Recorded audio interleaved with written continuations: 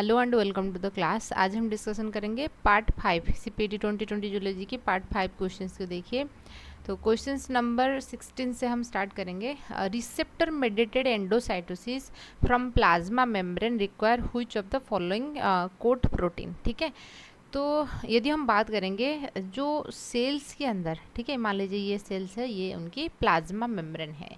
तो जैसे पता होगा प्लाज्मा मेम्ब्रेन जो होता है डायनामिक नेचर होता है, ठीक है ना, मतलब कि ये मूव करता रहता है। ऐसा नहीं कि घर की बाउंड्री दीवार जैसे नहीं है कि एकदम स्टिक है, ऐसा नहीं है। ठीक है, क्यों? क्योंकि जैसे आपको पता होगा हम लोग क्या करते हैं, खाना इनटेक करते हैं तो डाइजेस्टिव सिस्टम्स के अंदर फूड एंड वाटर जो हमने इनटेक किया, डाइजेस्टिव सिस्टम उसको डाइजेस्ट किया, डाइजेस्ट करने के बाद दैट विल गेट ऑब्जर्व, ये ऑब्जर्व होकर ब्लड को आ गया। फिर ब्लड जो होता है हर एक सेल को क्या करेगा ना, आपके डिस्ट्रीब्यूट करेगा। वो जो न्यूट्रिएंट्स मतलब कि जो माइक्रोमोलिक्यूल जो भी चीज़ें हैं वो उसको हर एक सेल्स को डिस्ट्रीब्यूट करता है। तो हर एक सेल्स के अंदर जो चीज़ें हैं, एक तो चीज़ें हैं कि न्यूट्रिएंट वाली चीज़ें हैं, क्योंकि सेल के अंदर ही तो माइटोकॉन्ड्रिया है। ठीक है, ये एटीपी बनाता है। तो आपको घर में दाल चावल वगैरह दोगे तो आपकी मम्मी तो खाना बनाएंगे ना। तो इसी तरीके से आपको न्यूट्रिएंट, ठीक है ना, जो प्रोटीन कार्बोहाइड्रेट अमीनो एसिड जो भी चाहिए वो सेल के अंदर एंट्री करवानी है। उसके साथ साथ बहुत सारे पैथोजेंस भी ऐसे होते हैं जो कि सेल के अंदर एंट्री करके डिजीज़ पैदा करते हैं। ठीक है, दो चीज़ हो गया। तो इसलिए प्लाज्मा मेम्ब्रेन में बहुत सारे प्रोसेस होता है इनटेक करने के लिए, जो आउटर मतलब कि एक, ठीक है ना, एक्सोप्लाज्मिक साइट या आउटर सरफेस में एक्स्ट्रा सेलुलर फ्लूइड में जो रहता है, ये तो सेल के अंदर वाली बात हो गया जो साइटोप्लाज्म्स वगैरह रहता है। जो एक्स्ट्रा सेलुलर फ्लूइड हम उसको ईसीएफ कहते हैं, वहाँ पे जो न्यूट्रिएंट है या तो जो पैथोजेंस वगैरह होते हैं वो कैसे एंट्री होगा। ठीक है ना। अच्छा, तो यहाँ पे सेल क्या करता है, कुछ यदि कोई है ना सॉलिड चीज़ों को इंटेक कर रहा है तो हम उसको बोलते हैं फागोसाइटोसिस। ठीक है ना। यदि कोई लिक्विड चीज़ों को इंटेक करता है तो हम उसको स्पिनोसाइटोसिस कहते हैं। पिनोसाइटोसिस, पिनो का मतलब है कि ड्रिंकिंग, सेल ड्रिंकिंग, फागोसाइटोसिस का मतलब है कि सेल ईटिंग। तो मान लीजिए कोई पैथोजन एंट्री हुआ, ठीक है ना, मान लीजिए कोई पैथोजन एंट्री हुआ तो उसके बाद ये क्या करेगा, तो उसको सेल के अंदर घुसाएगा। सेल के अंदर लाइसोजम्स होता है, लाइसोजम्स के साथ उसको फ्यूज़ कर देगा और लाइसोजम वो पैथोजन को एकदम डिग्रेड कर देंगे, चपिंग कर देंगे, क्योंकि लाइसोजम्स के अंदर हाइड्रोलाइटिक एंजाइम्स होता है। क्लियर हुआ? तो ये बोल रहा है रिसेप्टर मेडिएटेड एंडोसाइटोसिस। एंडोसाइटोसिस समझ में आया ना। एक होता है एंडोसाइटोसिस, सेल के अंदर चीज़ें आना, ठीक है ना, एंडो विद इन, ठीक है ना। और एक होता है एक्सोसाइटोसिस, सेल से कोई चीज़ें बाहर जाना, ठीक है ना, मतलब कि आउटसाइड ऑफ द सेल। जब सेल मान लीजिए कोई नियर बाय सेल्स को प्रोटीन की रिक्वायरमेंट होता है, वो क्या करेगा, एक पैकेट करके नियर बाय सेल को, मान लीजिए आपके यहीं पे इंजुरी हो गया, ठीक है ना, इस एरिया में तो हीलिंग होगा, तो नियर बाय सेल्स क्या करेंगे, कुछ प्रोटीन है, कुछ चीज़ें जो ज़रूरत होता है हीलिंग के लिए, तो वो पैकेट करके भेजते हैं। तो उसको हम बोलते हैं एक्सोसाइटोसिस। ये आ रहा है, ठीक है ना। ऐसा मान लीजिए कोई पैथोजन को सेल के अंदर लेके उसको चॉपिंग करना है, ब्रेक करना है ना, तो उसको हम एंडोसाइटोसिस कहते हैं। समझ रहे हो ना। तो एंडोसाइटोसिस कहते हैं। अब हम बात करेंगे, ये तो हो गया, ये तो कुछ मैक्रोमोलिक्यूल्स होता है जो कि सेल के अंदर भी एंट्री होना जरूरी है, तो ये होता है एंडोसाइटोसिस। तो क्या होगा हम बात करेंगे। देखिए ये तो हो गया क्वेश्चंस। आप जैसे देख सकते हो यहाँ दे रखा है कि रिसेप्टर मेडिएटेड, इसका मतलब है कि मान लीजिए ये प्लाज्मा मेम्ब्रेन है, इसके ऊपर इस तरीके से रिसेप्टर रहेगा। कुछ स्पेसिफिक रिसेप्टर होते हैं कुछ स्पेसिफिक मैक्रोमोलिक्यूल के लिए, जैसे ट्रांसफेरिन होता है। ट्रांसफेरिन होता है वो सिर्फ और सिर्फ आयरन के साथ बाइंड हो पाएगा। ठीक है, यहाँ पे जब मतलब कि वो स्पेसिफिक रहता है आयरन, क्योंकि आयरन भी ज़रूरत होता है ना, हीमोग्लोबिन वगैरह बनाने के लिए, तो इसलिए ये इसके साथ बाइंड हो जाएगा। जब पहले क्या है, रिसेप्टर के साथ मैक्रोमोलिक्यूल हो सकता है या कुछ बैक्टीरिया वायरस मतलब पैथोजेंस ऐसे होते हैं, वो भी रिसेप्टर के साथ बाइंड होगा। जब ये रिसेप्टर के साथ बाइंड होंगे उस पर्टिकुलर टाइम पे क्या होता है ना, सेल्स के अंदर कुछ ऐसे प्रोटीन्स होते हैं वो भी आके इस प्लाज्मा मेम्ब्रेन की साइटोप्लाज्मिक सरफेस में अटैच हो जाएंगे। ठीक है, यहाँ पे क्यों, क्योंकि प्लाज्मा मेम्ब्रेन की वेट थोड़ा हेवी होगा, हेवी होने की वजह से दे विल पुश डाउनवर्ड। तो इस वजह से क्या होगा ना, प्लाज्मा मेम्ब्रेन जिस पोर्शंस में ये बाउंड हुआ है कुछ ऐसा बन गया। ठीक है, समझ में ना। तो क्यों, क्योंकि वो अंदर की तरह इस तरीके से पुश आउट हो गया। ठीक है ना। ये जो है इसको हम क्लाथेरिन प्रोटीन कहते हैं। कैवियोलिन हो सकता है, क्लाथेरिन हो सकता है। ठीक है, सबसे पहले तो रिसेप्टर बाइंड होगा, ऐसा नहीं कि रिसेप्टर है ना, रिसेप्टर के साथ चीज़ें बाइंड होगा। उस प्लाज्मा मेम्ब्रेन को हेवी बनाने के लिए उन्होंने क्या करेंगे, इसके साथ यहीं पे बाइंड हो जाएंगे। जब ये बाइंड होंगे तो इस तरीके से हो गया है ना, तो एक पिट पिट मतलब कि ऐसे एरिया जैसे, हाँ है ना, पिट रास्ते के अंदर ऐसे गाढ़ा होता है ना, पानी जहाँ पे भर जाता है तो उसको पिट कहते हैं। तो इसलिए ये एक पिट बन गया, पिट। क्लियर हुआ? अच्छा, तो ये यहाँ पे क्या होगा, कुछ टाइम के बाद ये क्या करेगा, ये सील ऑफ हो जाएगा, मतलब है कि कुछ ऐसा बनेगा, है ना। ये जो था ये एकदम सील हो गया, फिर एकदम करीब आएंगे कुछ ऐसे हो जाएंगे। अब क्या हुआ ना, अभी जो मान लीजिए ये आयरन है, ये अब कोई पैथोजन है, पैथोजन को मान के चलिए, ठीक है ना, तो क्या समझ में आएगा, ठीक है। तो ये अभी सेल के अंदर आ गया, ठीक है, सेल के अंदर आ गया है ना, एक थैली बन गया, एक वेसिकल बन गया, ठीक है। इस वेसिकल्स को सेल क्या करेगा ना, ठीक है, क्या करेगा ना, एंडोजोम के साथ, जो लाइसोजोम सेल के अंदर रहता है ना, लाइसोजोम्स, ठीक है ना, ये लाइसोजोम्स के साथ उसको फ्यूज करवा देगा। तो लाइसोजोम्स के पास हाइड्रोलाइटिक एंजाइम होते हैं, जो भी पैथोजन आए हैं तो उसको किल कर देगा, चपिंग करेगा, ब्रेक कर देगा। तो उसको हम बोलते हैं रिसेप्टर मेडिएटेड एंडोसाइटोसिस। देखिए, receptor mediated from plasma membrane require which of the following coat protein. तो ये जो कैव्यूलिन जो है उसको कोट किया है ना, चारों तरफ उसके कवर किया है, कोट का मतलब वही है। तो क्लाथेरिन होगा, एक क्लाथेरिन हो सकता है, एक क्लाब्यूलिन होता है ना, दो इस तरीके से प्रोटीन होते हैं जो कि रिसेप्टर एंडोसाइटोसिस को और फैसिलिटेट करते हैं। स्नार एक फ्यूजन प्रोटीन होता है। सर स्नार क्या होगा, मान लीजिए कोई एक वेसिकल्स बन गया, ठीक है ना, स्नार भी स्नार टी स्नार होता है ना। मान लीजिए ये एक सेल है ना, तो ये क्या करेगा, ये टारगेट सेल है, टारगेट सेल की प्लाज्मा मेम्ब्रेन है। तो ये इस सेल की है ना कुछ वेसिकल्स बना देगा। वेसिकल कैसे बन रहा है ये तो सब समझ में आया। तो उन्होंने फिर कुछ वेसिकल्स बनाएंगे, उसके साथ ये दो वेसिकल्स को फ्यूज़ कर देंगे। मान लीजिए और एक वेसिकल्स बनाया, इस वेसिकल्स को इस सेल के साथ फ्यूज़ करनी है, ये वेसिकल्स उन्होंने बनाया, ठीक है। अब क्या होगा, कुछ टाइम के बाद ये वेसिकल्स एंड जो टारगेट सेल, ये दोनों क्या हो जाएंगे, फ्यूज हो जाएंगे, ठीक है। स्नार वही करता है, SNA है ना, स्नार वही करता है, सेल की फ्यूजन करवाता है। एक वेसिकल भी स्नार, जो वेसिकल्स होता है हम उसको, स्नार प्रोटीन जो है उसके चारों तरफ कवर हो जाएगा, भी स्नार हम उसको बोलते हैं। तो यहाँ पे कोई रिसेप्टर की रोल नहीं है, डायरेक्टली सेल की फ्यूजन होता है, एक सेल के प्लाज्मा मेम्ब्रेन दूसरे सेल के प्लाज्मा मेम्ब्रेन फ्यूजन होता है। उसकी एक अच्छा एग्जाम्पल देखिए, जैसे यदि आपने पढ़े हैं किसके बारे में, ये आपकी न्यूरॉन्स है, ठीक है ना, न्यूरॉन्स के बारे में आपने पढ़े होंगे। क्या है ये, साइटोन्स है, ये आपकी आक्सोन है, यहीं पे डेंड्राइट्स होता है, पढ़ा है, याद आ रहा है कुछ ना कुछ, ठीक है, ये डेंड्राइट्स होता है, ठीक है। अच्छा, तो यहाँ पे कुछ आक्सोन टर्मिनल्स होता है, एक आक्सोन की टर्मिनल्स दूसरे एक आक्सोन की, है ना, इन्फॉर्मेशन जो भेजता है ना, अपने न्यूरोमस्कुलर जंक्शन से, ये चीज़ें पढ़े होंगे थोड़े बहुत, ठीक है ना। इस डेंड्राइट हो गया, ठीक है ना, यहाँ पे ये डेंड्राइट हो गया दूसरे न्यूरॉन्स की।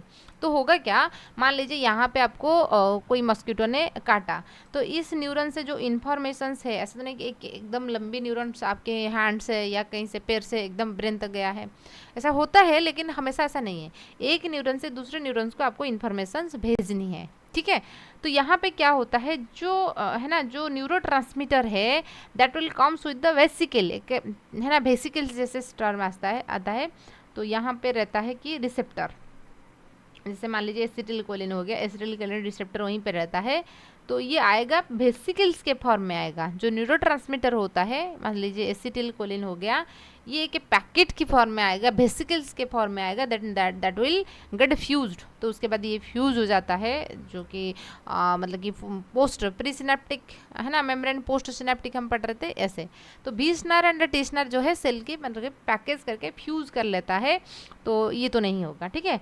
आरेस्टिन क्या है, तो आपके आंसर होगा क्लैथेरिन, ठीक है, यहाँ पे, क्योंकि सारे ऑप्शंस आपको देखना पड़ेगा। मान लीजिए हो सकता है कि इस कॉन्सेप्ट के ऊपर क्वेश्चन रिपीट हो जाएगा। तो और होता है आरेस्टिन। आरेस्टिन आपको कहाँ नजर आएगा, यदि आपने सेल बायोलॉजी में जी प्रोटीन कपल्ड रिसेप्टर के बारे में पढ़ा है, GPCR एक होता है, GPCR, तो फुल फॉर्म होता है जी प्रोटीन, ठीक है ना, मतलब G stand for GTPO use करता है एज ए एनर्जी सोर्स, है ना, जैसे ATP होता है, यहाँ पे GTP है, जी प्रोटीन कपल्ड रिसेप्टर। और जी प्रोटीन यहीं पे यूज होता है। देखिए क्या है ना, ये एक 7 पास ट्रांसमेम्ब्रेन प्रोटीन होता है। मतलब कि प्लाज्मा मेम्ब्रेन को, मान लीजिए ये प्लाज्मा मेम्ब्रेन है, उन्होंने इस प्लाज्मा मेम्ब्रेन को 7 टाइम क्रॉस करता है। वन, जैसे कि मान लीजिए 1 2, है ना, इस तरीके से 3 हो गया, तो ये एक बार, 2 बार, 3 4 5 6, ठीक है ना, 7 टाइम्स इस तरीके से। तो 7 टाइम इस तरीके से क्रॉस करता है, तो इसलिए हम उसको सर्पेंटाइन रिसेप्टर भी कहते हैं। सांप जैसे आपको लग रहा है। तो यहाँ पे आके जब लिगांड बाइंड करेगा, ठीक है ना, यहाँ पे लिगांड बाइंड होता है, और उनकी जो साइटोसोलिक साइड्स रहेगा, साइटोसोलिक साइड्स में क्या होता है ना, 3 जी प्रोटीन रहता है ना, ग्लोबुलर प्रोटीन रहता है। एक अल्फा है, बीटा है एंड गामा है, ठीक है। अच्छा, बीटा गामा हमेशा जोड़ा में रहते हैं, अल्फा अलग रहता है। अल्फा के साथ अटैच रहेगा आपका जीडीपी, ठीक है। जीडीपी मतलब ये उनकी इनएक्टिव स्टेज होता है। जब यहाँ पे कोई भी लिगांड आके बाइंड हो गया, है ना, लिगांड मस्काराइन रिसेप्टर हो सकता है, मतलब कि कुछ भी, है ना, लिगांड एक हार्मोन हो सकता है, कोई मॉलिक्यूल्स हो सकता है ना। तो जब भी बाइंड होगा ये जीटीपी क्या हो जाएगा, रिप्लेस हो जाएगा, देन जीटीपी आ जाएगा, जीडीपी जो है रिप्लेस हो जाएगा, जीटीपी आएगा, तो अल्फा बीटा रिसेप्टर को वो मतलब कि ये अलग हो जाएंगे। तो उसके बाद उनकी डाउनस्ट्रीम प्रोसेसिंग चलेगा, तो सेल के अंदर इंफॉर्मेशंस कंटिन्यू होगा, ठीक है।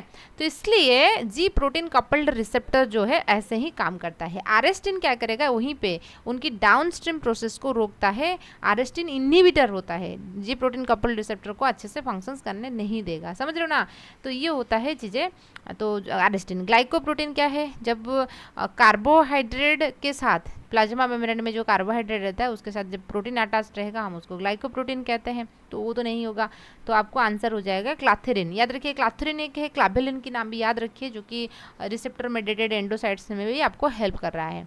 नेक्स्ट हम बात करेंगे यहाँ पे और एक क्वेश्चन है, जैसे the protein that is responsible for sliding of the outer microtubule doublet against one another to produce ciliary binding।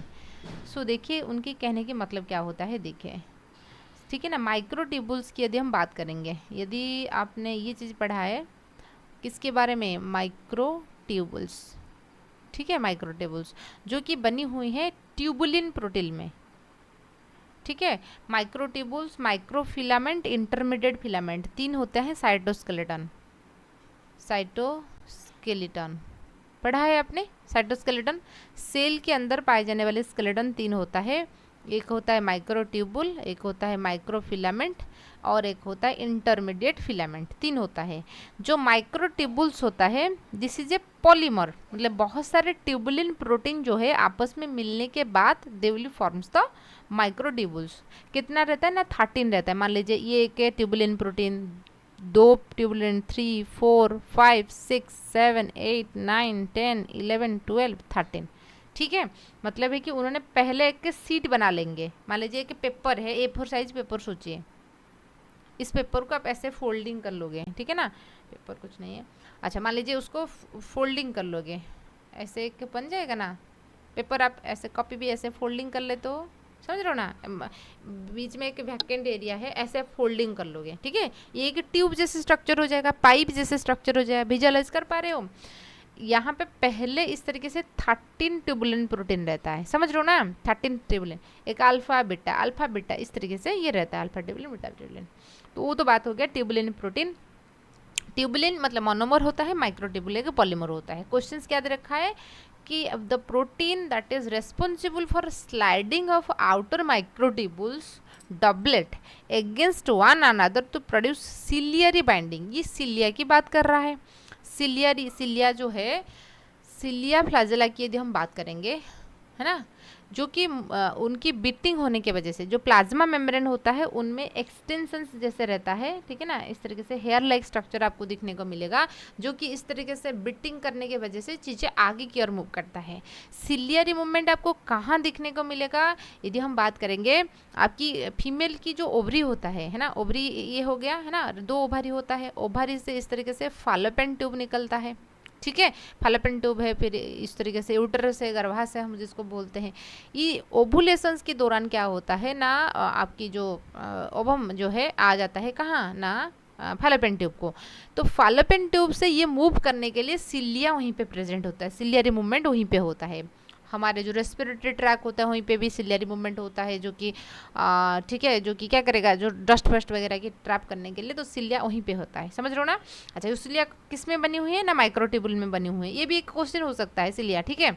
अच्छा, यूकैरियोट्स के अंदर जो सिलिया आपको देखने को मिला वो कैसे बनी हुई है ना, 9+2 अरेंजमेंट होता है। कहने के मतलब क्या होता है, देखिए ऐसे बीच में 2 आपको दिखने को मिलेगा, 2 ट्यूबुलिन, ठीक है। अच्छा, ऐसे 2-2 करके, मतलब 1 2 3 4 5 6 7 8 9, समझ रहे हो ना। 9+2 मतलब कि डबलेट स्ट्रक्चर है, लेकिन टोटल नंबर में 9 है। तो आपस में वो क्या कर रहे हैं, ये जो डबलेट स्ट्रक्चर आउटर साइड्स में, ये बीच में एक डबलेट स्ट्रक्चर है, उनकी चारों तरफ उस तरीके से 2-2 है, ठीक है। जो सिलिया है, मान लीजिए ये एक हेयर लाइक स्ट्रक्चर है ऐसे, ठीक है, ये एक ऐसा हेयर लाइक स्ट्रक्चर है, ठीक है। इस हेयर को ऐसे कट करोगे तो आपको कुछ ऐसे नजर आएगा, ये उनकी मतलब कि जूम फॉर्म है, ऐसे मान के चलिए। तो ये जो डबलेट स्ट्रक्चर आउटर साइड्स में देख रहे हो, इसको कनेक्ट कर रही हैं, एक डबलेट स्ट्रक्चर को दूसरे डबलेट स्ट्रक्चर में जो कनेक्ट कर रहा है, हम उसको बोलते हैं नेक्सिन। क्या बोलते हैं, नेक्सिन बोलते हैं, ठीक है, नेक्सिन बोलते हैं। ये क्या करेगा, जब सिलिया की मूवमेंट होता है, उनकी पोजीशंस को फिक्स करता है, मतलब कि जो मूवमेंट के टाइम पे उसकी हेल्प कर रहा है, कौन, नेक्सिन कर रहा है। तो देखिए क्वेश्चन क्या दे रखा है, कहाँ गए, हाँ, the protein that is responsible sliding of outer microtubules doublet against one another to produce ciliary binding. तो ये दे रखा है यहाँ पे नेक्सिन, नेक्सिन होगा, क्योंकि डायनिन क्या होता है ना, डायनिन मतलब कि एटीपी से एनर्जी, एटीपी को तोड़ के एडीपी करेगा तो एनर्जी प्रोवाइड करता है। ट्यूबुलिन, ट्यूबुलिन तो आपकी, तो ये तो माइक्रोट्यूबुल्स को बना रही है ना, ये कैसे स्लाइडिंग में हेल्प करेगा, समझ रहे हो ना, ट्यूबुलिन। तो यहाँ पे आंसर क्या हो जाएगा, नेक्सिन होगा, याद रखिए, जो कि स्लाइडिंग। और नेक्सिन क्या है ना, यहाँ पे उसको एक डबलेट को दूसरे डबलेट के साथ जोड़ने के लिए जो हेल्प करता है, उसको हम नेक्सिन कहते हैं। क्लियर हुआ आपको चीज़ें। तो ये हो गया चीज़ें। तो आपके लिए एक ज़रूरी इन्फॉर्मेशन शेयर करनी थी। यदि आपने CPT 2024 की जूलॉजी या लाइफ साइंस या बायोटेक्नोलॉजी की प्रिपरेशन करना चाहते हो, तो आप जुड़ सकते हो एडस्टार्ट के साथ, जहाँ पर आपको एक सब्सक्रिप्शन के अंदर सारे कोर्सेज की रिकॉर्डिंग क्लासेस और आपकी जो पूरा का पूरा PDF notes, previous year question discussion, ये सारी चीज़ें आपको मिल जाएगा, ठीक है। हम मॉक टेस्ट की भी प्लान कर रही हैं, तो ये भी आपके लिए रहेगा। एक सब्सक्रिप्शन के साथ साथ ये सारे मतलब फैसिलिटी आपको मिलेगा, और ऑफर प्राइस भी है। आप पूरा 3 साल के जो कोर्सेस है, आप सिर्फ और सिर्फ 1800 में आपको मिल जाएगा, क्योंकि 3000 की कोर्स है जो लिमिटेड ऑफर के लिए अभी 1800 में अवेलेबल हो रहा है। तो आप चाहे तो इस नंबर पे कांटेक्ट कर सकते हो, 7894226802, और स्क्रीन पर भी स्क्रॉल हो रहा है नंबर, आप देख सकते हो। तो ये रहा आपकी मतलब कि इसके बारे में। तो उसके बाद हम बात करेंगे ठीक है, ये हो गया चीज़ें।